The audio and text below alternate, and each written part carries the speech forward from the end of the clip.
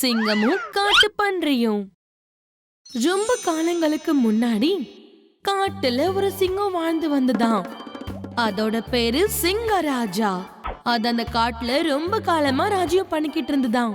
அங்க இருந்த பிரஜைகளும் ரொம்ப சந்தோஷமா இருந்தாங்களாம். ரொம்ப காலத்துக்கு எல்லாமே நல்லபடியா போய்கிட்டு இருந்தது.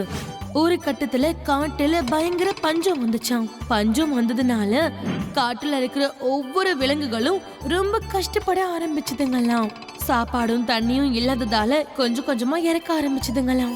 சில மிருகங்கள் தண்ணிய தேடி வேற காட்டுக்கு போயிடுச்சுங்களாம். சிங்கராஜா ரொம்ப நாளா காட்டுல எங்கேயாவது தண்ணி கிடைக்குமான்னு தேடிக்கிட்டு இருந்துச்சான். தண்ணி கிடைக்காததால சிங்கராஜாவோட நிலைமை ரொம்ப மோசமாயிட்டே போச்சான். ரொம்ப நேரம் சுத்தி திரிஞ்சதுக்கு அப்புறமா சிங்கராஜாவுக்கு ஒரு குளம் கண்ணுல பட்டுச்சான். சிங்கராஜாவுக்கு சந்தோஷம் தாங்க முடியலையாம். அப்ப சிங்கராஜா அந்த குளத்து பக்கம் போச்சான். குளத்துல ரொம்ப தண்ணி கம்மியா இருக்குன்னு சிங்கராஜா கவனிச்சது. அப்ப அங்க ஒரு காட்டு பன்றி வந்துச்சான். அது தண்ணி குடிக்கிறதுக்காக அந்த குளத்து பக்கம் வந்துச்சான். அது ஒரு குட்டி காட்டு பன்றி தான். அந்த குட்டியும் கூட சிங்கராஜா மாதிரி வேற காட்டுல இருந்து தண்ணிய தேடி அலைஞ்சு திரிஞ்சு அந்த இடத்துக்கு வந்திருந்துச்சான்.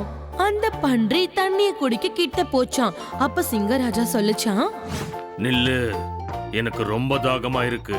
நீ வேற காட்டுல இருந்து வந்திருக்க, அதனால முதல்ல தண்ணிய நான் குடிக்கிறேன். அந்த குட்டி பன்றி சிங்கத்தோட பேச்சு கேட்டு என்ன பதில் சொல்லுச்சுன்னா, எனக்கும் ரொம்ப தாகமா இருக்கு. வேறொரு காட்டுல இருந்து ரொம்ப கஷ்டப்பட்டு இங்க வந்திருக்கேன். நான் தான் இங்க முதல்ல வந்தேன், அதனால நான் தான் முதல்ல தண்ணிய குடிப்பேன். பொல்லாத மிருகமே, உனக்கு தெரியாதா? இந்த காட்டோட ராஜா நான் தான். யாரோட காடு? யார் அதுக்கு ராஜா? எனக்கு எந்த ராஜாவும் இல்ல.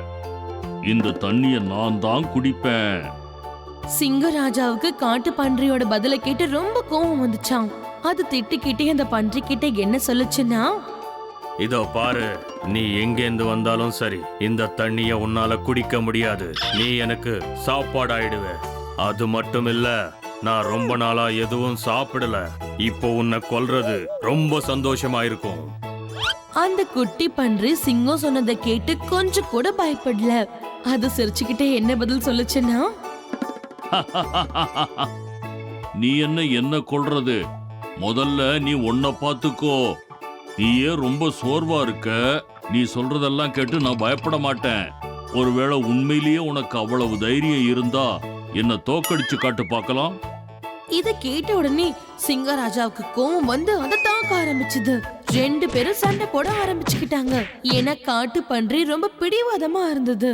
சிங்கராஜா சாப்பாடு தண்ணி எதுவுமே இல்லாம ரொம்ப சோர்வா இருந்தது. அதனால சிங்கம் சண்டை போட வேண்டிய நிலைமை வந்துச்சு. இதுக்கு நடுவுல சிங்கராஜாவும் காட்டு பன்றியும் சண்டை போட்ட சத்தம் கேட்டு அங்க இருந்த பல பருந்துகள் வானத்துல பறந்து வந்துச்சான். அங்க இருந்த பருந்துகள்ல ஒரு பருந்து இன்னொரு பருந்து கிட்ட சொல்லுச்சான், ஏய், கீழே கொஞ்சம் பாரு. அந்த சிங்கமும் பன்றியும் எப்படி சண்டை போடுதுன்னு பாரு.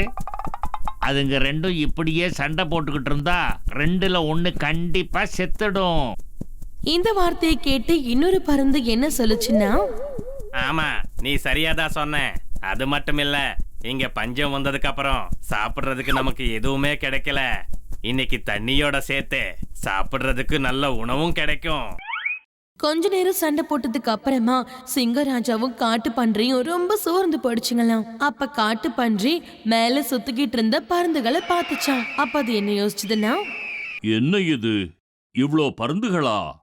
அநேகமா நாம சாகணும்னு தான் இதெல்லாம் காத்துக்கிட்டு இருக்கு போல இருக்கு. காட்டு பன்றி சிங்கத்துக்கிட்ட சொல்லுச்சான், கொஞ்சம் மேல ஆகாயத்தை பாரு. எல்லா பருந்துகளும் நாம எப்போ சாவோன்னு தான் பார்த்துக்கிட்டு இருக்குங்க. இதுல நல்ல விஷயம் என்னன்னா, நாம தண்ணிய பாதி பாதியா பிரிச்சு குடிச்சிட்டு நாம ரெண்டு பேரும் நம்ம வழிய பார்த்து போயிடலாம். சிங்கராஜா காட்டு பன்றி சொன்னதை புரிஞ்சுக்கிச்சான். அப்ப சிங்கராஜா என்ன சொல்லுச்சுன்னா, ஆமா, நீ சொல்றதும் சரிதான். நாம ரெண்டு பேரும் இப்படி சண்டை போடுறதுனால எந்த பிரயோஜனமும் இல்ல. சரி, நாம ரெண்டு பேரும் பாதி பாதி தண்ணிய குடிக்கலாம். அந்த மாதிரி சொல்லிட்டு காட்டு பன்றியும் சிங்கராஜாவும் குளத்துல இருந்த தண்ணிய சரி பாதியா குடிச்சாங்களாம். அதுக்கப்புறம் ரெண்டு பேருமே தனித்தனியா பிரிஞ்சு போயிட்டாங்களாம். இன்னொரு பக்கம் வானத்துல சுத்திக்கிட்டு இருந்த அந்த எல்லா பருந்துகளுக்கும் ஏமாற்றமா இருந்துச்சாம். பசியோட திரும்பி போயிட்டாங்களாம். அதனால பசங்களா, இந்த கதையில இருந்து நம்ம என்ன கத்துக்கிறோம் அப்படின்னா, 2 பேரு சண்டை போடும்போது அதுல 3வது ஆளு பயன் பெறுவாங்க. அதனால அப்படிப்பட்ட சூழ்நிலை வரும்போது நம்ம ரொம்ப கவனமா இருக்கணும். எங்களோட வீடியோஸ் உங்களுக்கு பிடிச்சிருந்தா உடனே லைக் பண்ணுங்க, எங்களோட சேனலை சப்ஸ்கிரைப் பண்ணுங்க. எங்களோட கார்ட்டூன் ஷோஸ முன்னாடியே பார்க்கறதுக்கு பெல் ஐகானை பிரஸ் பண்ண மறந்துடாதீங்க.